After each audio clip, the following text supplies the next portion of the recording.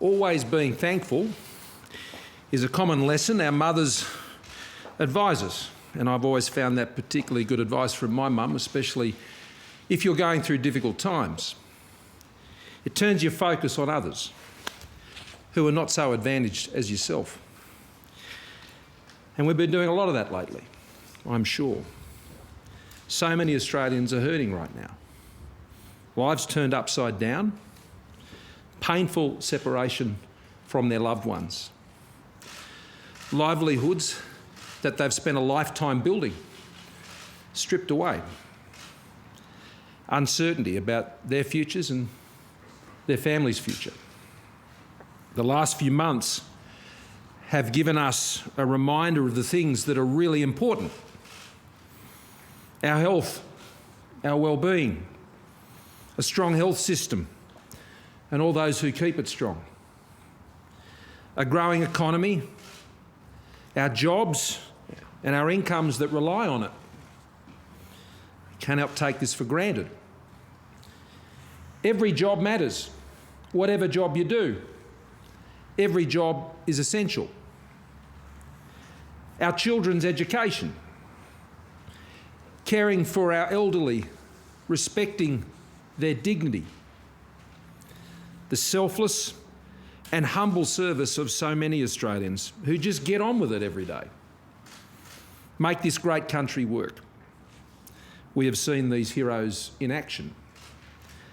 Above all, the importance of each other, that every Australian matters, every life, every job, every future. And we've learnt some important lessons, that we can meet the tests as we have and the challenges that we've so far confronted. That when we have to, we can and we do pull together. That we can focus on something bigger than just ourselves. Be encouraged, Australia, that we are successfully making our way through this difficult battle on two fronts. And we're certainly doing it better than many and most around the world today. Firstly, we've been fighting the virus and we are winning. Secondly, we have put in place and are delivering the economic lifeline through JobKeeper and JobSeeker and many other programs to get us through the worst of this, to buy Australians time as we fight the virus and we chart our way back. Thirdly, and particularly today, we move ahead with reopening our economy and our society with a clear plan and a clear framework that shows Australians the road ahead. The next step beyond this will be to build the confidence and momentum that will see our economy get back up and running and get Australians back up on their feet and moving ahead with confidence.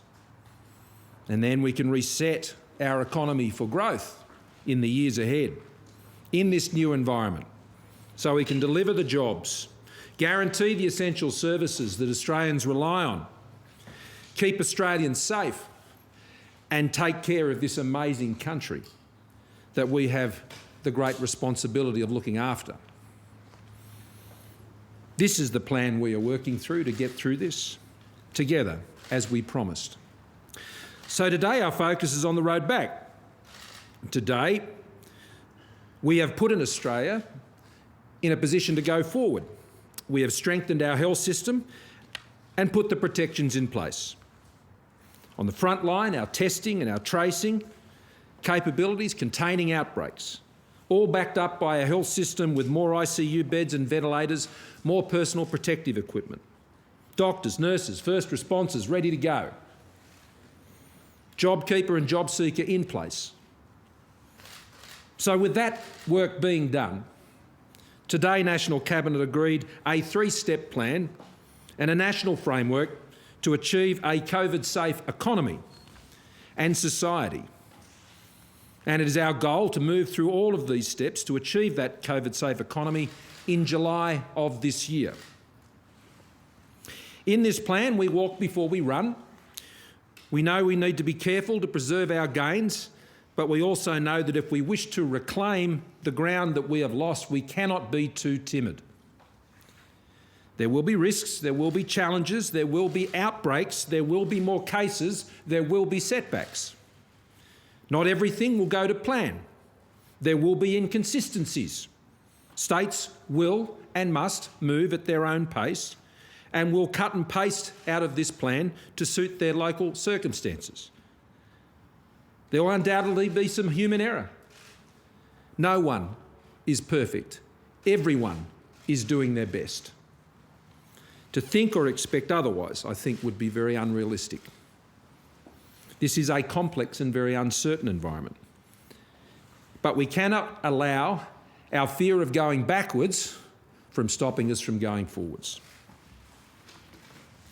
The Chief Medical Officer, Professor Murphy, will go into the plan in more detail. This is the plan for a COVID-safe Australia. 3 steps, moved out at the pace of states and territories, that will get us back where we need to be as quickly as we can. A plan that, according to Treasury, can see some 850,000 jobs restored in the months ahead.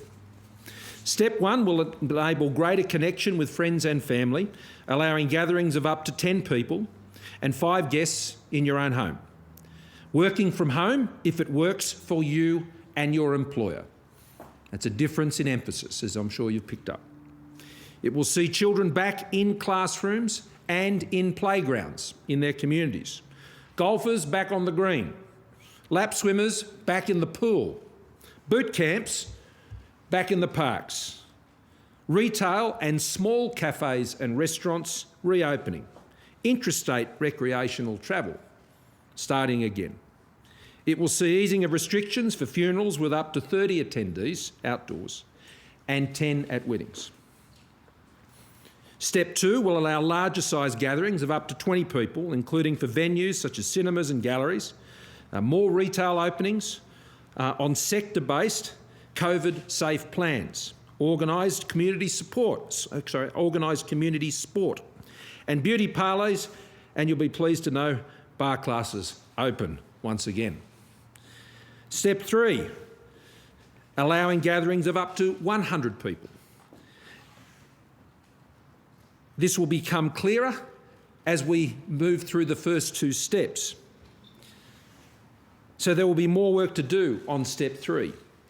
But most workers by then will be back in the workplace. Interstate travel will likely resume. Pubs and clubs with some restrictions will be open, and also possibly gaming venues. As I said, step 3, but also step 2, will get greater definition as we move through the success of step 1. And as I said, it is our aspiration, as agreed amongst premiers and chief ministers and myself, that in July we will have moved through these 3 steps across the country. The pace, though, will totally be up to the states and territories. They will be responsible for setting their own timetable and communicating that to their citizens and residents in their own states and territories. Premiers and chief ministers have asked me to stress that there should be no expectation of step 1 starting on day 1, unless they are indeed already there. Moving on these steps will take some preparation. It is also important to note that movement from one step to the next will depend on 3 criteria that we have always outlined, and indeed has enabled us to move today a week earlier than we had planned. Those criteria, again, that the medical evidence suggests that further easing would not present an undue risk, that widespread testing is adequately identifying community transmission, and thirdly, public health actions are able to trace cases and trap local outbreaks. Testing, tracing, trapping, as they were saying in the Northern Territory recently.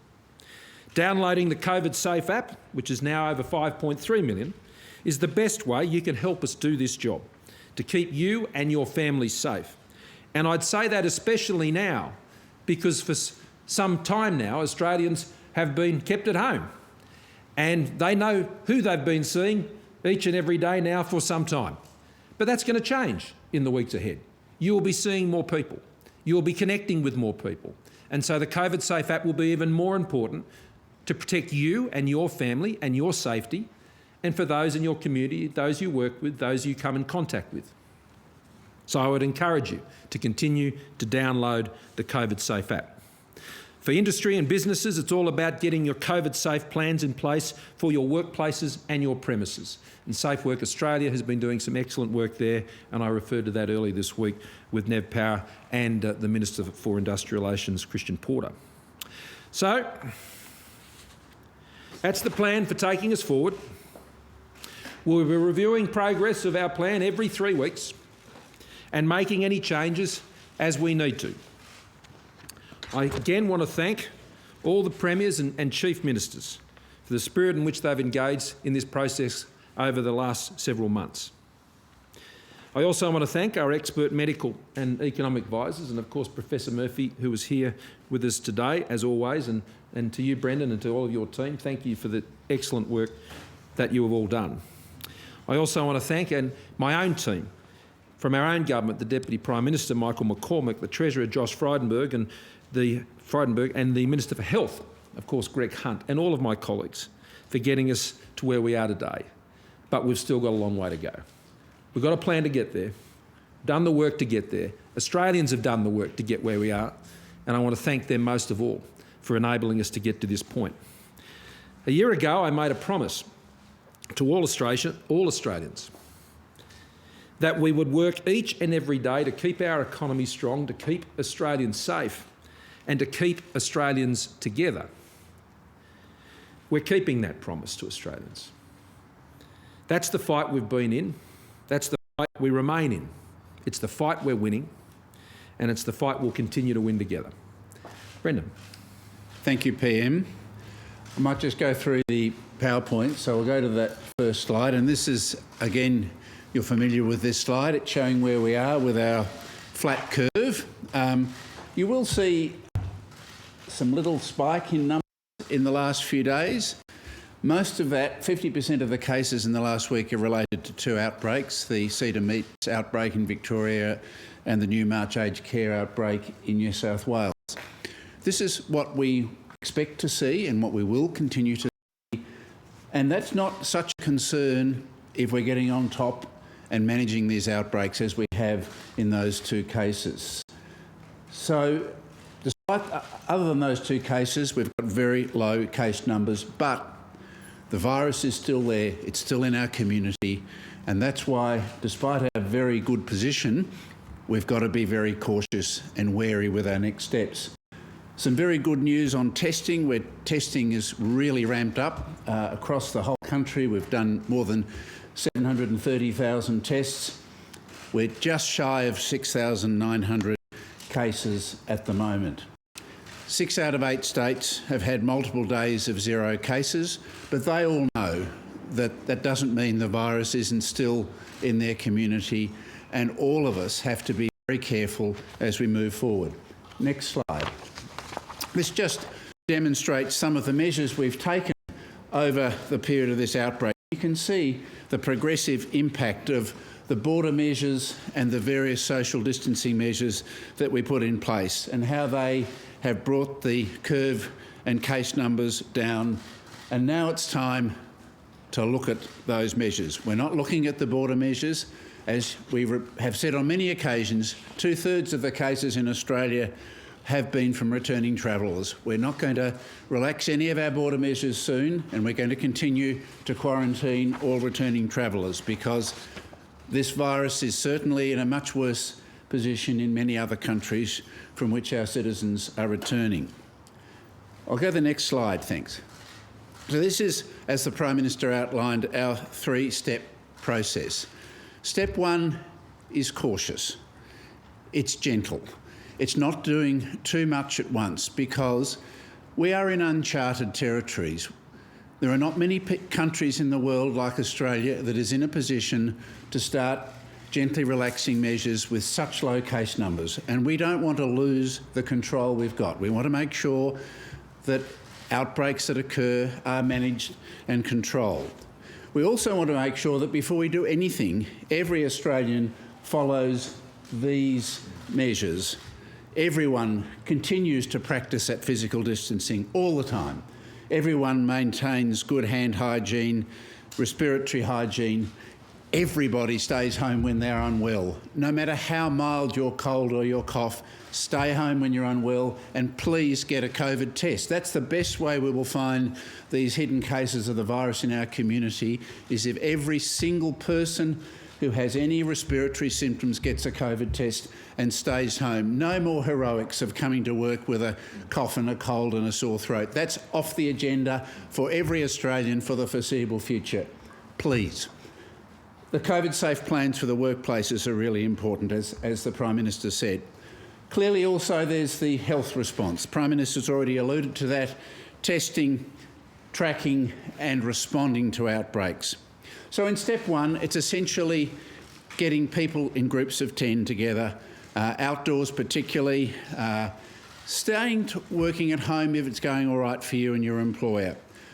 Allowing 10 people in a one person per 4 square metre distance in small cafes and restaurants. We know that that will mean many cafes and restaurants won't be able to open, but many that are doing takeaway may well want to put up enough distant tables to start just gently serving 10 people at a time.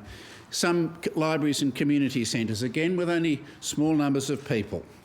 In step two, we're looking at larger gatherings of around 20. Potentially in some states, they may look in some venues at really good COVID-safe plans to go more than that.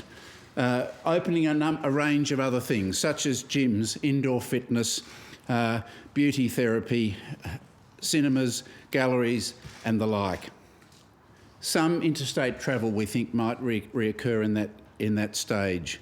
Step three is much more relaxed, and this, as the Prime Minister said, there's still a lot of work to be done on step three. There's still quite a bit of work to be done on step two. We have more certainty around the definition of step one, and each of the states and territories will be separately defining how and when they will implement that. But in step three, we're talking about opening up most of the economy, but again, in a COVID-safe way, with strict distancing, strict hygiene, all of those measures that we have to live with whilst this virus is with us in the community. Next slide. This just provides a little bit more detail and really gives a bit of a narrative around each of the steps. So very cautious early reopening in stage one. Step two, many more businesses and activities and venues opening again, but still with significant numbers controlled. And step three, a much more broader opening, but again in that principle of good distancing and good hygiene. And in step three, we're hopeful that there will be more travel around the country and we might start to get some domestic tourism again. But step one, well defined. Step two, a bit more work to be done, and step three, still a lot of discussion to be had before we can well define that properly. Next slide. So what are we asking the community to do? Keep those personal responsibilities. I know I've said it already today, but please keep that distancing. We could lose the battle that we've won so well so far. You only have to look at the nightly news and see what's happening in really good countries with good health systems like Australia, where they let this virus get out of control, unfortunately. We have managed, we've been lucky to control this virus, and we want to keep that control. So while we relax some of these measures cautiously, every Australian has to do their bit. Every Australian has to do the things that I've said already about distancing and good health and staying at home when well. We'll continue to do all of the things as a public health response, and we will make sure that if we find outbreaks, as we surely will, we'll get on top of them and control them. If we all do the right thing together, we can get through the next few months and gradually get a COVID-safe normal life again. Thanks, Prime Minister. Thanks, Brendan. I might start over this side today. There's quite a few more of you. You're a bit bunched up today, I'm noticing. Yes, you better distance a bit. Thank you. Have any of the states or territories indicated when they're likely to start step one? And also, just on the NRL, would you support a no jab, no play policy? Well, first of all, on the issue of premiers, they'll be out announcing their own timetables for when they'll be making those statements, and I think you can expect to see some of them later today making some initial comments, and I'd expect to see them making further comments over the days ahead, over the weekend and into early next week. And so that's when you can expect them to be outlining those timetables. I'd note, as I'm sure Brendan would also, that when you look at those 3 steps, I mean, there are some states like Western Australia where step 1 is pretty much tick the box. They're very much well advanced on that. South Australia, Northern Territory quite similarly, but those on the East Coast are very different situations. So they've all got different starting points, but the important point is the whole country has the same end point, and that is to get to a COVID-safe economy. And as I noted the other day, as the then Minister for Social Services who started No Jab, No Play, I obviously had a lot of sympathy for that, as opposed to, at that time, vaccination of children in childcare centres. Now, ultimately, the states and territories have to determine what their health requirements are as they apply to the NRL, and if they were to be insisting on that, then I would think that was entirely reasonable. Yeah. Tim. Prime Minister, you say Treasury has advised you 850,000 jobs restored in the months ahead. When does it say those jobs will be restored? How many will be left unrestored by your calculations on the current employment rate? And is this the snapback that you envisaged when you put JobKeeper in place? Well, a lot's happened since then, Tim, as you know. And I think we've got a lot more information now than we had back then. What was important back then is we knew that Australians would need an economic lifeline, and that's why, firstly, JobSeeker and the effective doubling of JobSeeker and JobKeeper were then put in place to provide that lifeline. Now, since then, we've seen a lot of changes in the global economy and how other countries are dealing with this. Those 850,000 jobs, I'm advised by Treasury, that includes those who may be on JobKeeper now or on JobSeeker. It's people have been stood down, going back into their full employment, and that work has been done based on the steps that you can see here today. So it's very much a function of how and when all of those steps are completed. And, well, that's the aspiration, Tim, but as we've learnt during the course of this COVID crisis, there are a lot of uncertainties. And so that is what we understand to be the value of doing this. We've got 1 million people and more who are now on JobSeeker, and that's been a Herculean task by those at the Services Australia and Centrelink to get all of those claims processed in that period of time. And I want to see everyone get back into work, Tim, and that's why the plan that I set out, not just in relation to the opening up of our economy, but ultimately the reset that we'll need to do on a policy level. That is what's going to drive the jobs and make them sustainable in the future. That's what's going to guarantee the essentials on hospital and education funding and disability care and aged care. That all requires a strong economy, and that's why those subsequent policy measures, building on a lot of the reforms we've already put in place before we came into the COVID crisis, that's what's going to drive that jobs growth into the future. But as I said out at the beginning, Australia has had a record run on economic growth, and I'd always said, both as a Treasurer and as a Prime Minister, that we could never take that for granted. Any number of things can disrupt that, and we've seen that happen. And so we can never be complacent about the things we need to do to grow our economy and generate jobs. David? Cool. So I'm not actually sure if you said that in the press conference, but it's been reported that you want to have businesses, 80% of businesses fully operational by that July cutoff. Is that the case? I don't know what you're referring to. Okay. Well, what percentage? No, I haven't given such a statement. Okay. What percentage, or do you know what percentage at the moment of businesses are closed or running at half capacity or anything like that? Just so we know kind of what we're going from. And I don't have an estimate of that in front of me. All what we have seen is the reductions in employment. That's known. What we have seen is the reduction in the incomes people are taking home. And we've been able to get through Treasury some early runs on some of that data, and the Treasury can speak more to that. But whichever way you look at this, the economic impact has been very harsh. Today, the Reserve Bank have set out their various scenarios, and they've got an average scenario there. I'm pleased that average scenario is a little better than the one they were talking about not that long ago. And I suppose that goes to Tim's point. Things change. And look, I'm hopeful that we can put this plan in place. And that's why what follows this plan is building the confidence. We've got to get Australians to get their confidence back, and they have every reason to get their confidence back because there are very few countries in the world that can stand here today and outline a plan like this because of where we've got ourselves to. There are a few, and I've been having discussions with some of them very recently, but we're a small group at the moment, and I hope that group gets a lot larger. Sam, did you have one before I wanted to move around? You'll defer to the press gallery president.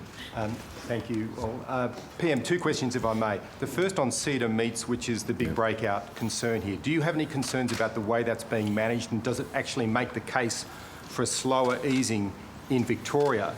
And the second question is about those state border controls. Business complains about those, they restrict business. Do you think that those state border controls have to be eased in the first step here, urgently? Well, let me say, firstly, on Cedar Meats, we're going to have outbreaks. They are going to occur. Where people have the COVIDSafe app, it helps our health officials actually deal with the outbreaks, and that would have sped things up had all of that been fully operational, and they would have all been in place. Now, I can tell you that that will have occurred by the end of today, and the code is also being released later today, I'm advised, on the COVIDSafe app. I commend Premier Andrews for the way that he has sought to address this issue. These outbreaks are difficult, but you've got to move quickly and use the tools you've got available to you. Outbreaks are not a reason to slow things down. Outbreaks are going to happen. All premiers and chief ministers understand that.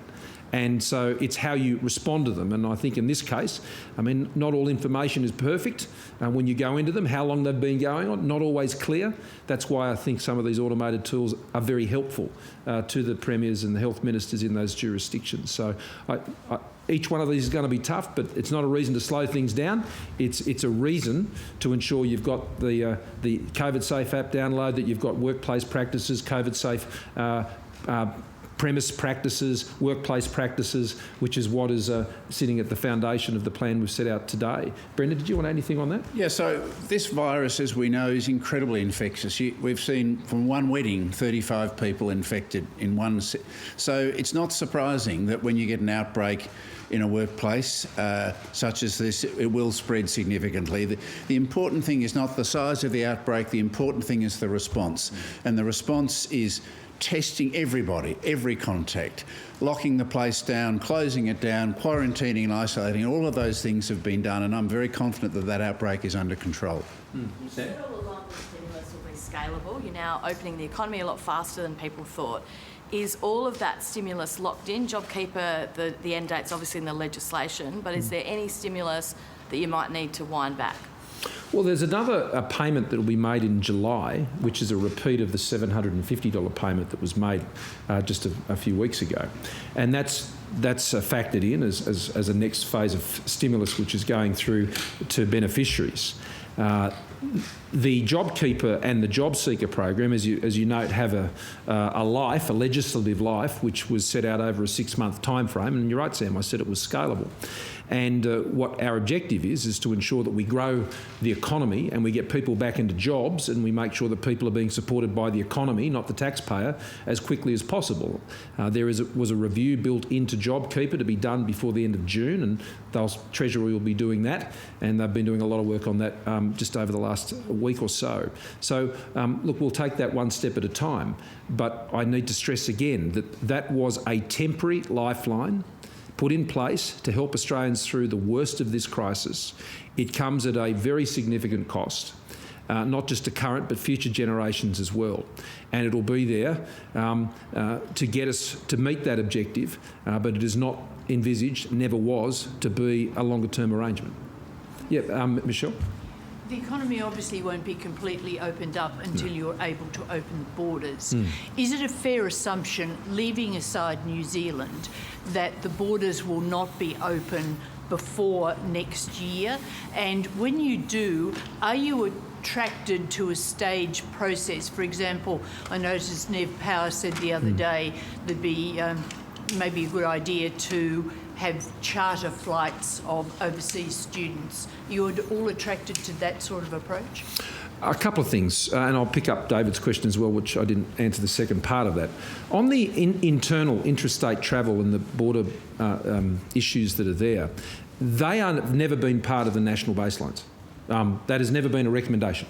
And they have been decisions that have been taken unilaterally by those states. I'm not making judgments about them one way or the other, and they'll decide those. I did see data, though, that the Treasurer shared with me, I think he shared with you the other day, which showed that the freight travel, which is being done by road and other forms, was actually holding up despite those border restrictions. And that was welcome. Of course, the recreational transport and those sorts of things has come down significantly, and that includes air freight.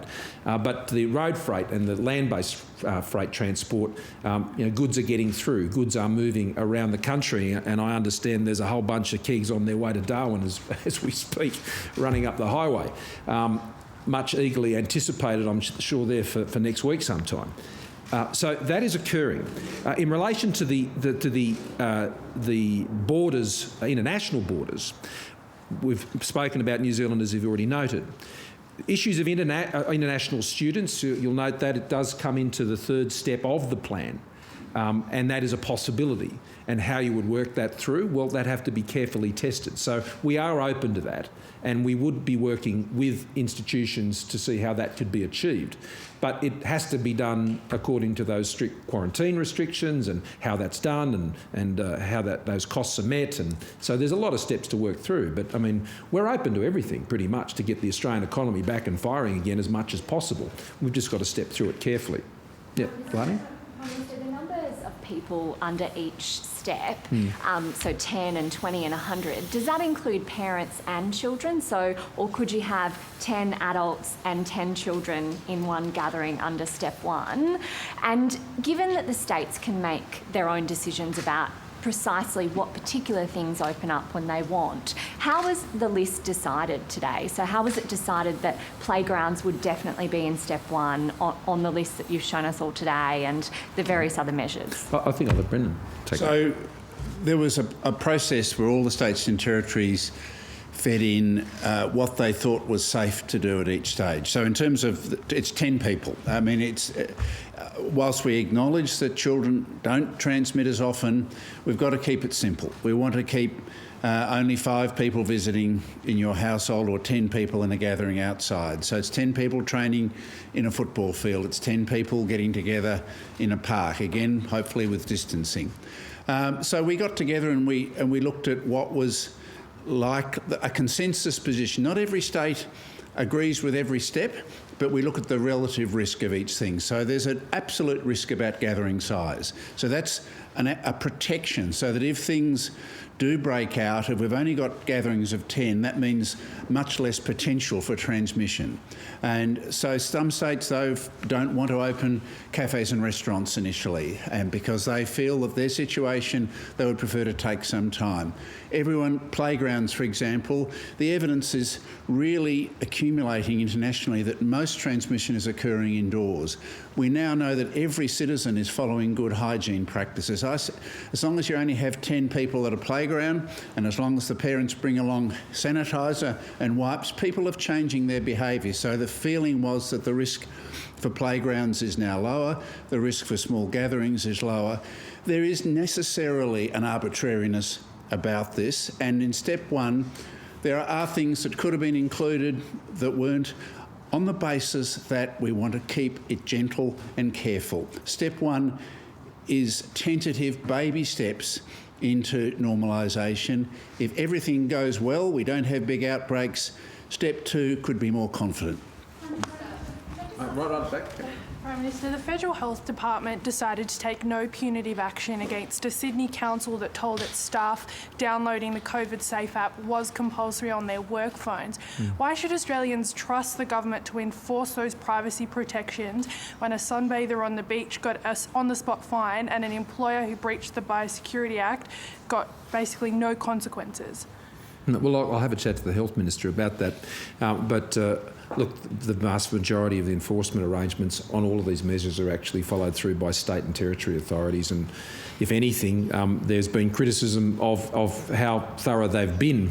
And so, in relation to the specific matter you've raised, I'd have to be briefed on that in terms of what the specific circumstances were and the actions that were or weren't taken by the department, and I can follow that up with them. Ellen, are you good? Yes, please. In terms of the task of rebuilding confidence, given the scale of unemployment that's come as a result of this, how do you rebuild that confidence? And would you look at bringing forward government spending on infrastructure and major projects? Well, we already have.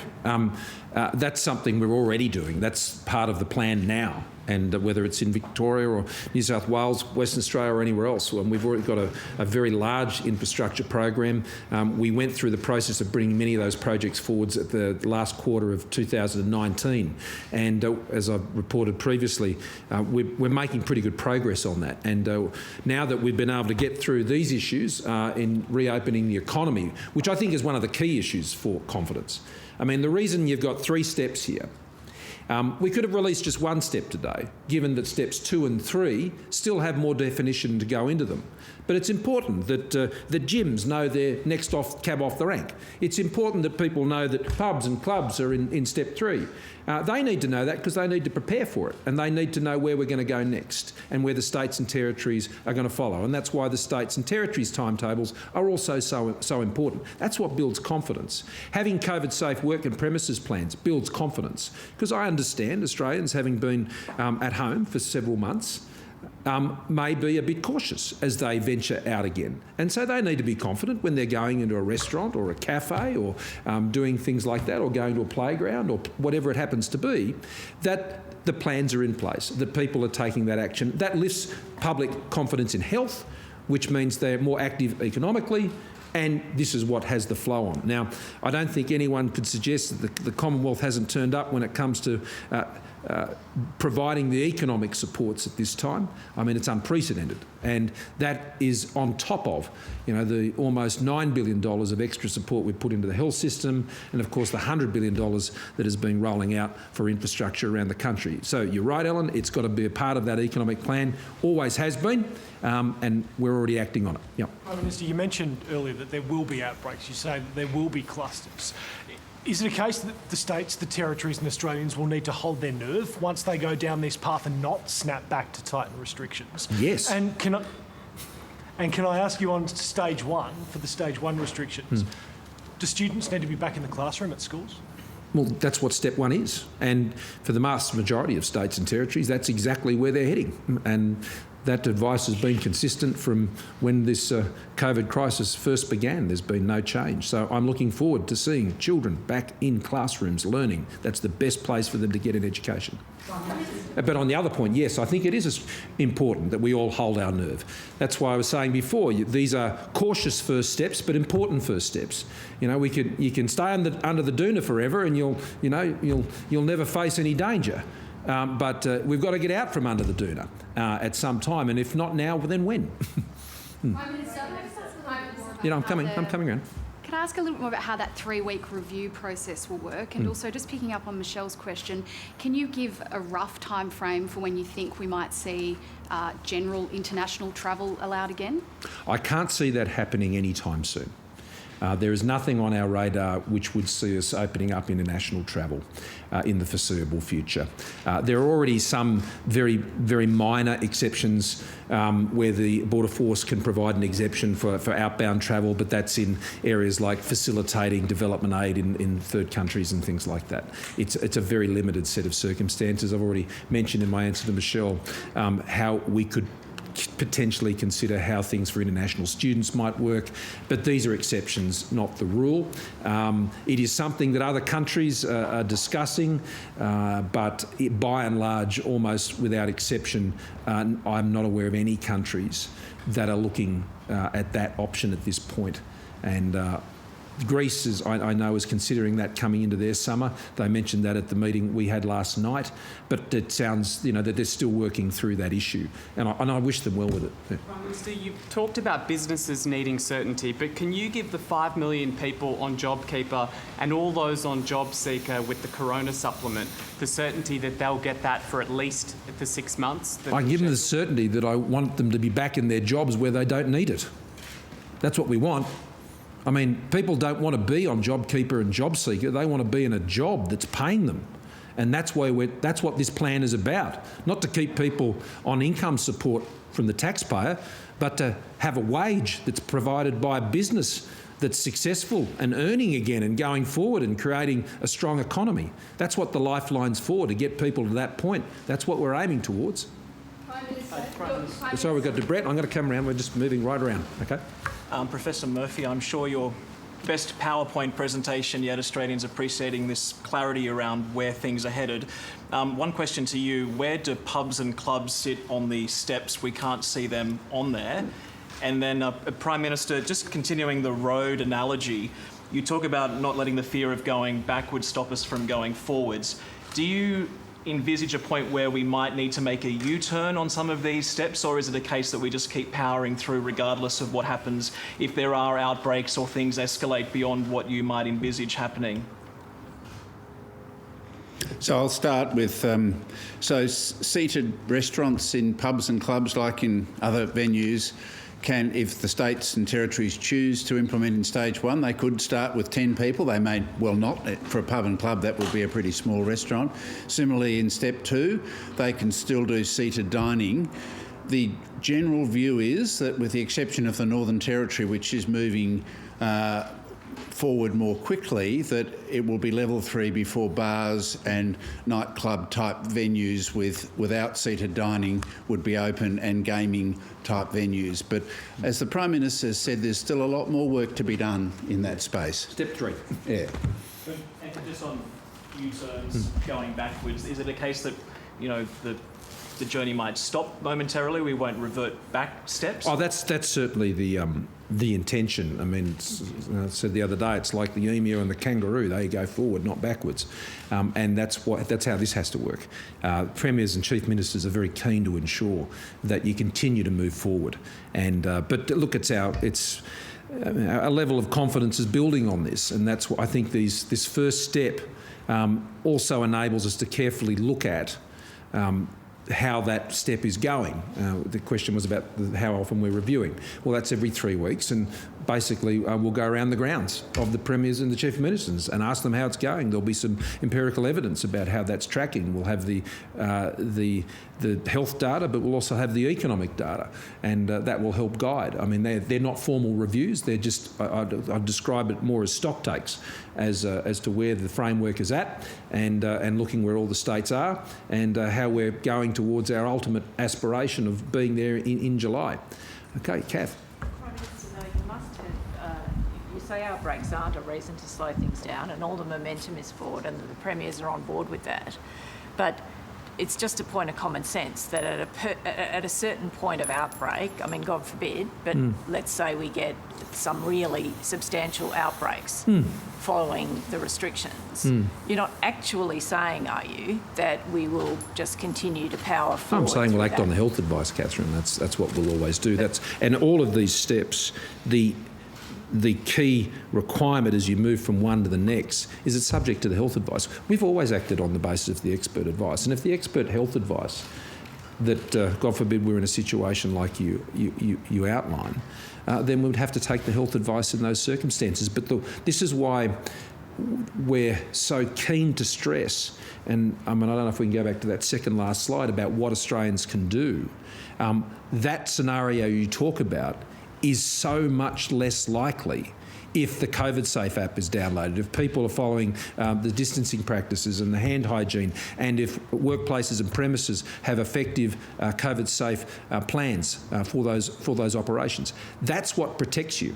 It's not about whether there are cases, as Brendan has said. It's about the response. And if the response is effective, well, then we don't find ourselves in the situation you're talking about. But in those circumstances, the health advice, you can be assured, would play heavily in the decisions of Premiers. There are thresholds. there actually a threshold? Because there are thresholds for No, going based on the forward case. It's that you- case specific. It's case specific at the time.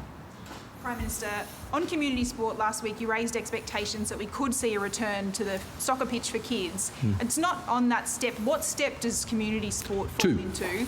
And how soon do you think we could see kids back playing sport? Well, that's up to the states and territories. They'll have to outline their plans. But what you can see, I think, now under step 1, should the states move on that in their jurisdictions, that training would be able to occur for those types of sports. That can be happening under step 1, and in many places that would already be happening. Step 2 involves community sport. That's right, isn't it, Brendan? Yeah, so step 2 has sport in groups of 20, and again, more work will be done that may well be possible for some competition to occur then, but full level C of the AAS framework will be in step 3. Step 2 is still being worked through, but in step 1, people can train in groups of 10 according to the AAS level B, and we want that to happen. And it involves, and it doesn't have to be organised sport, but step 1 with 10 people in a park having a kick of a ball around with soccer on a Sunday afternoon. That's what step 1 envisages. Correct. Yep. Yeah, Phil. In the economic forecasts the Treasury's put on the step 1, 2, 3, the job creation, does that supersede the estimates put out an hour ago, a couple of hours ago by the RBA? They're still forecasting unemployment at 9% at Christmas, 8.5% next June. So are these figures subsequent to what the RBA is saying? And if that's the case, could this take the edge off the economic forecast the RBA has just released? Could they not? Well, be they weren't done as part of the same exercise. I mean, the RBA and Treasury are different organisations, as you know. So they've been prepared independently of what RBA has been doing. There's a lot of dialogue that goes on between the RBA and Treasury. But the RBA has set out 3 scenarios there. They've got a median case. There's a median case scenario. But all I know is the more we open up, the more people go back into jobs, and the better everyone else will be. And the numbers will then tell the story, whatever those numbers happen to be. At the moment, I don't like what those numbers are at all. As all the premiers, affirmed again today, success is not being able to stand up every day and say there's 3 cases or 12 cases or 18 cases. Not when you've got 1 million people out of work. That's not success. And so they're the estimates Treasury have done, and this plan takes us a long way back, but not all the way back. Yes. PM, your early access to super scheme has been frozen because of alleged identity fraud.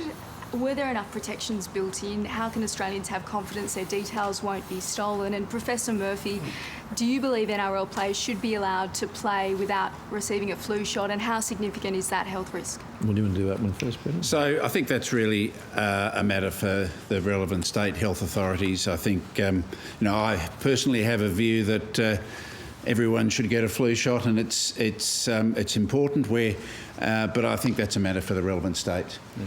Look, over 10 billion has been claimed and has been moved through that system and that program. We've had this incident, and it's been moved on quickly, as you'd expect. When people undertake fraud, then there's a response to fraud. I mean, fraud is possible in any program, anywhere. Over my government experience, I've been in immigration, I've been in social services, and I've been in Treasury, and I can tell you, fraudsters try and have a crack at every single one of those systems every single day. So the fact that people have tried to have a crack at this doesn't surprise me, and the Home Affairs Minister has already, I understand, made some comments on this. I mean, it's a serious fraud issue, and that's why the precaution was taken to pause that for at least 24 hours while that's being addressed. The fact that there has been such a swift response, I think, demonstrates that there are protections in place and action is taken, and they should find them, they should lock them up. Prime Minister, this week the US Secretary of State Mike Pompeo seems to have stepped back from his previous assertion that there was enormous evidence for the Wuhan labs theory. Do you welcome the shift in emphasis from your US allies, and to what extent has this focus on that theory made it harder for you to gain international support for your inquiry? Well, first of all, in terms of Secretary Pompeo, I want to extend my best wishes to him and his family. He's just lost his father, and know from recent experience how difficult that must be. He's an extraordinary fellow, and I'm sure his father would have been incredibly proud of him. So all my best to you, Mike. I've already made comment on these matters. I think what is important is we find out. And the world doesn't yet know. I raised this at the meeting with international colleagues last night. The Health Minister continues to do that through his forums. It's not directed at anyone. We just want to know what happened so it doesn't happen again. It's a pretty honest question with an honest intent and an honest motive. And I'm seeing more and more support for that position. And we're supporting a European motion that's going to the World Health Assembly. There's an independent oversight committee of the Health Emergencies Program within the World Health Organisation, and on top of that there's a health regulations review process that's going on that I think can accommodate the recommendations made by the Europeans as a good first step to getting down this path, but you can't let the trail go cold. And I think Australia and the United States and the United Kingdom and countries all around the world would like to know what happened, because we don't want to see it happen again. Yeah. We'll go here and then we'll finish up with you. PM, what's the role of business in the return of confidence? When should they restore pay cuts to staff and start paying their rent again? As businesses are able to reopen and get on their feet, then I'm looking forward, as I'm sure they are, to getting staff back on the floor, lifting their wages again from their stand-down arrangements, and to be able to take that enterprise forward again. One of the things I'm very hopeful of is that because of the supports we put in place, the arrangements that the states and territories supported under the Commercial Tenancies Code, was it basically allowed businesses to go through this incredibly difficult time with the loss of trade and not have the businesses collapse. Now, there will be some, sadly, who will have collapsed. But there are so many more that I think, as a result of the supports and protections we put in place and the good-mindedness and the fair-mindedness of whether it's landlords, tenants, banks. I mean, as the Treasurer, I think, indicated, between $120 and $160 billion of loans have had their payments deferred as a result of the banks. And I want to thank Matt Comyn and all the team. He leads the Australian Bankers Association, of course, CommBank. They've engaged. I mean, I've given them a bit of a hard time from here and now, including from this podium not that long ago, but they responded well to it, and I thank them for doing that. So I think all of this, people have worked together, which means, people can get back up to their hours. People can get back up to what they were doing before. That's the whole point. That's what we're trying to do here. But it's not easy. It's one thing for things to be shut down. That can be done relatively quickly. It's terribly painful. But building it back up again and getting the confidence of businesses to go and do that is important. And that's why we've set out this plan, so they know where we're heading, they know where we're going, they know when we want to get there. They can plan around that. The Norwegian Prime Minister last night was making a similar point, and how they're doing something quite similar to us. Knowing who's next and what's going to happen next, even if they won't know the precise timing of it, they can prepare for it. And I've got to say, the COVIDSafe workplace and premises plans, training your staff and those things, very important. Very important, because when people come into your shop, they'll want to know that it's COVIDSafe and that you've got that sorted. And I have no doubt businesses will be turning their minds to that. One for you and one for Professor Murphy. Professor Murphy, after all this is over, are we going to see a change in that attitude of powering through your cold at work and employers requiring a sick certificate as well? And for you, Prime Minister, the JobKeeper payment's been undersubscribed, so why not spend some of that money on the arts, casual workers and migrant workers as well? So I think we will see a permanent change in that sort of cavalier attitude of going to work when you've got a cold or a flu. And I think that will be, even if COVID is gone, and we don't know whether it will be fully gone from society, that would help with flu seasons and help with general health in the community. So I think that one of the two permanent changes I can see forever is good quality hand hygiene and that stay at home if you're unwell mentality. And I think we've all been guilty of that at various times. I know I have, and we're all going to have to change that mentality. JobKeeper is a demand-driven program. It doesn't have a target level of subscriptions at all, never has. Estimates were made at a time when things were very uncertain about where things are heading. The fact that fewer may ultimately seek or need that support is a good thing. And as a result, the program will continue to run on the parameters we set out for it, and it'll provide support to those that it's designed to assist. The Job Seeker program works in parallel with it.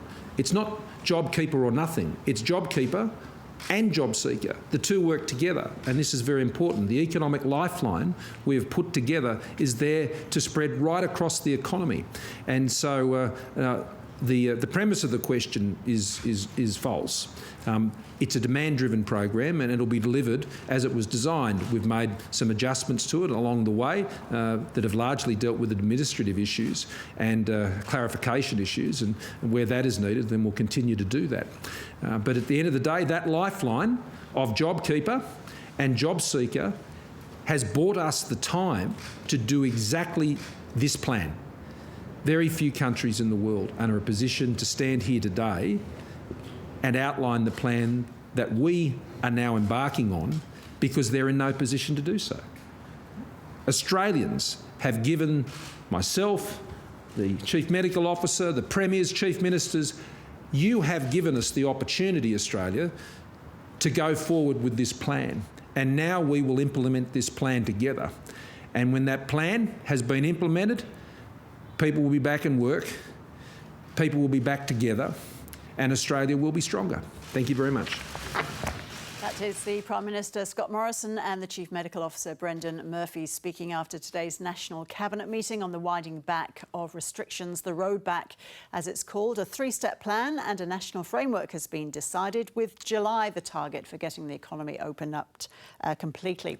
Let's get reaction now to the Prime Minister's announcement. Insider's host David Spears is in Melbourne and Philip Williams is in Canberra. David, to you first of all. So just talk us through the plan. Well, it's a three-step plan, and we really now need to hear from the Premiers and Chief Ministers individually as to when they will apply stage one.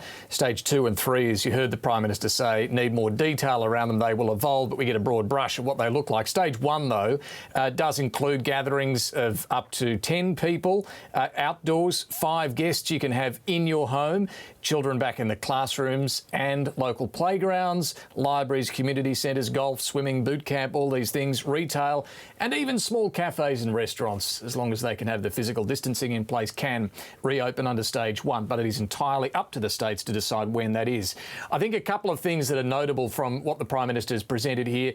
It is important to have this roadmap, as you can see there on the screen, laid out to give business a bit of time to put in place whatever physical changes they need in their workplace, shop front, so on, cafe, retail store, but also to make sure their staff are well equipped. They have the right processes and procedures in place with enough time to organise all of that. The other very notable thing from the Prime Minister was his emphasis on moving forward here, a very clear tone from Scott Morrison that he does not want to reimpose any of these restrictions. That, he believes, would be a real blow to consumer and business confidence. He talked there, he used the line again about not hiding under the doona. That seems to indicate some weakness, really, on the part of those who are a little more cautious, as I'm sure many will be, about opening everything up, even gradually. The Prime Minister making it clear we've got to move forward, we can't look back. There will be outbreaks like we've seen at Cedar Meats Abattoir, the new March House aged care facility, and so on. The other interesting thing here is the economic outlook. Boy, it's a lot rosier than I think the Reserve Bank has been today. Scott Morrison said Treasury estimates that in the coming months, 850,000 people could be back in work. Well, we'll see. He did acknowledge a lot of uncertainty around this, but that's a rosier forecast than we've certainly heard from the Reserve Bank and others about the state of the economy in the months ahead. So, David, as you say, it's up to the state and territories to implement this. But is it a case of relax the restriction, do step 1, wait 3 weeks, National Cabinet gets back together, see how it's all going, and then do more? Is that how it's going to work? That's right, and this is a sensible approach because you've got to test if there are flare-ups in the infection caseload. When you do ease restrictions on cafes, restaurants, whatever it is, you can see that and then fix that problem. If you broad brush open everything up at once, you're not going to know where the problem necessarily is. So this is a staged process that seems to make sense. Entirely up to the states to move at their own pace here, and Northern Territory obviously is moving a lot faster than others, given its low caseload. They'll be back at the pubs there very soon, of course. I think it's tonight. Other states, we're not going to see that for some time yet. So yes, bit by bit, this is going to take time. The things that are not on that list at all, though, international travel. Don't expect to be travelling internationally anytime soon, was the clear message then. And I think there's still a question mark about big sporting fixtures as well. You can sense both the Prime Minister and Chief Medical Officer a little wary of giving a clear-cut position on whether they think NRL, AFL and so on should be back up and running with big crowds at all in the near future.